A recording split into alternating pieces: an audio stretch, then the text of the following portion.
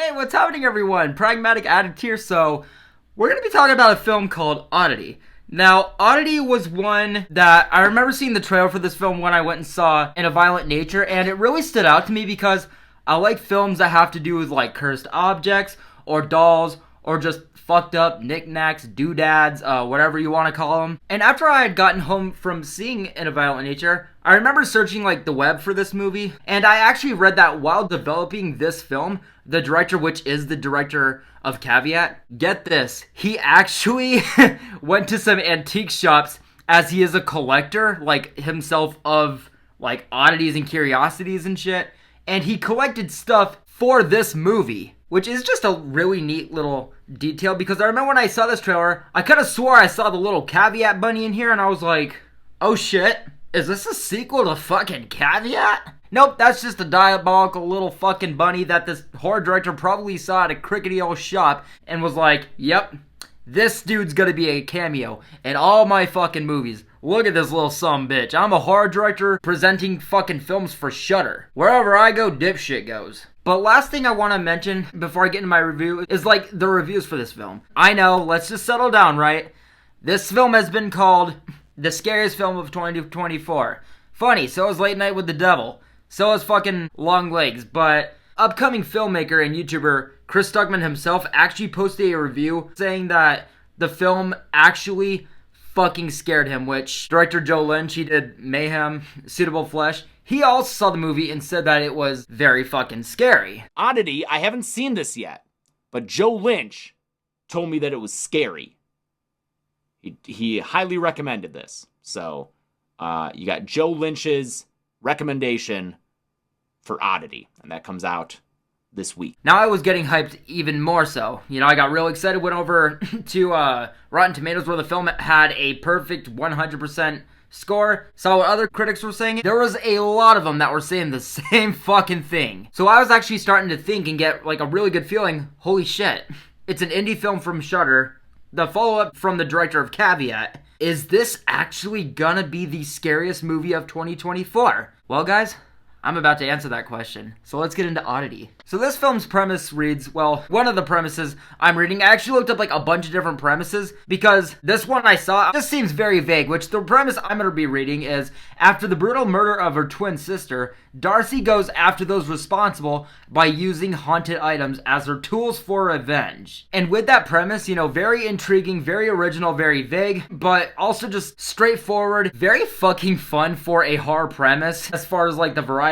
of how this film could go, what these haunted items are, what they're attached to, how they're going to haunt, as well as this being a revenge film. I couldn't fucking wait to see this film. So the first thing I'm going to say is that this is definitely not only the next indie horror film from this director, but it is definitely the next indie horror film from this director. As far as this being a film heavy on like Irish culture, as Caveat was, being very experimental and very rich in the filmmaking and storytelling process, I actually didn't have too much to say about this film in at least the first act, because it is just so jam-packed and just bigger in every way for a horror film from the director of fucking Caveat, which was also very deep in lore and Irish nature, very experimental. Where in this film, you know, we're seeing tons of locations, tons of characters, tons of storylines. We're even seeing things almost immediately that we're not sure of what we think we saw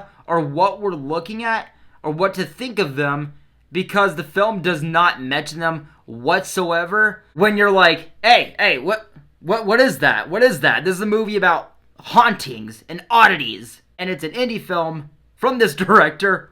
What the fuck is that? Don't pause the movie, rewind. They're just things that are there that it almost loses you, because you're just trying to figure out what the hell you're watching up to this point, in the sense of, if I were to go into this movie completely blind, I would be completely lost. And don't get me wrong, all these characters, locations, storylines, they're all interesting enough in their own ways, just as an indie experimental horror film. And reiterating on what I said earlier, this really is an indie experimental horror that no matter how many different premises you read, how many trailers you watched, how many reviews you read, throughout its entire runtime, the film manages to make you feel like you have no real idea what you're really getting into. And on top of the storytelling, characters, and locations, what the actual horror is here, how the horror is used, is actually just fucking breathtaking. Breathtaking in the way where the cryptic use of it and like nature to it all, and the vagueness of how things are shown,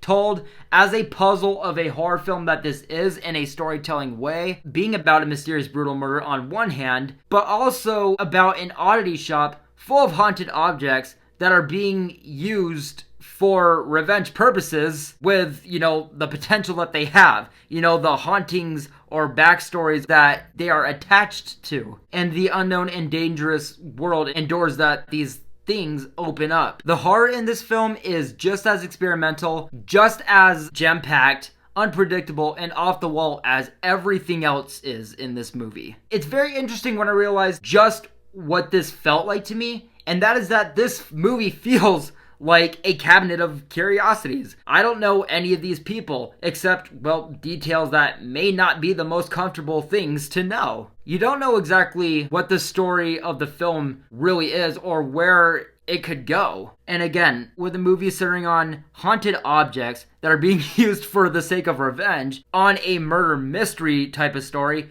you just don't really know or trust anyone or anything. And what I loved was, once I realized when everything really became one movie, and when something really began to be the actual plot and focus bit by bit, slowly creeping in, which is the perfect way to put it. It was that moment where everything started to pay off, everything started to click, where everything I had mentioned about locations, characters, mystery, it was not only eventually revealed to just be the film's setup, but it also, with all I had stated about it, it all just ended up being revealed as a very promising tease of what the film is actually capable of. And now, how and when the mannequin is even introduced, for a bit, it's there. It's there, but it's not there. It's kind of like what I said, it slowly creeps into the picture. It's around. You just feel something bad is lurking. And sure, there's a lot of eerie shit sprinkled all over, but that dread,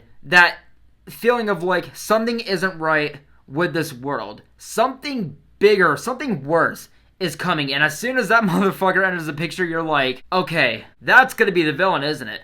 That's gonna be the thing used for revenge. Which up to this film, the movie had already done a great job at being creepy, and no real scares had actually happened yet, in the sense of, we haven't even gotten to the film's main focus or even seen the mannequin itself yet, or had even seen signs of a revenge movie at all. Which got me really interested because all of the setup in this movie, it does not at all feel like it's gonna be that kind of movie. Our characters don't seem like those types of people. Again, you could read all kinds of premises, see the trailer, read the reviews. This film is just ridiculous at being unpredictable. I was just so impressed by how under wraps everything really was, no matter how much you try to get into this movie beforehand. And even at this point, the mannequin still isn't a huge deal. I mean, he's shown now, he's sitting at the fucking table for Din Din, but it's still just another tease. As we get more lore and story and connection to the fantastic setup leading up to this, the film was fucking incredible at tackling very different and interesting storylines, equally interesting characters that all got plenty of screen time, plenty of performance, plenty of character to flesh out, plenty of twists and turns through this movie's world, I'm gonna call it. And how it leaves things just vague enough and doesn't connect things just enough before cutting back to certain things and incorporating something new while making the film feel like all the same film without making it feel overstimulated, with, being able to fully wrap and tie everything up. And I obviously cannot get into the final act with this being a murder mystery, being a revenge story, but as a murder mystery, as a revenge story, yes, finally I am getting into that revenge story. I will finally say, with that being in the premise, you will not see that for what it really is, or even as far as an incorporation into this story as a genre into the movie. What I loved was when we finally get those answers, when we finally get the reveal, it was at this point where I was like, oh my god, holy shit, the movie could end right here. It will feel complete It will be perfect. We don't need any more. It kept going, but you know what? I wasn't upset because I was like, you've made a perfect movie in my opinion. You've done everything right. If you feel like you need to show more, you are absolutely in the right to. So, is this the scariest film of 2024? Yeah, probably. But it's also just one of the most impressive and original films in general of the entire year. And I'm going to give Oddity a positive review. I'm just gonna say, I really look forward to rewatching this movie around the Halloween seasons, not just because it's scary, not just because it's good, not just because it's a murder mystery haunting oddity shop mix of a horror film, but with how experimental, jam-packed, and almost perfect that this film is. It also just calls for plenty of rewatchability in so many different directions. Guys, I cannot recommend this film enough. I cannot speak highly enough of this film. I want you guys to go see this. You guys need to go see it, and I need to hear your thoughts on Oddity. But yes, guys, with all that being said, I'm going to wrap it up here. This has been my review of Oddity. Thank you guys so much for watching, and I will see you in the next one. Take care.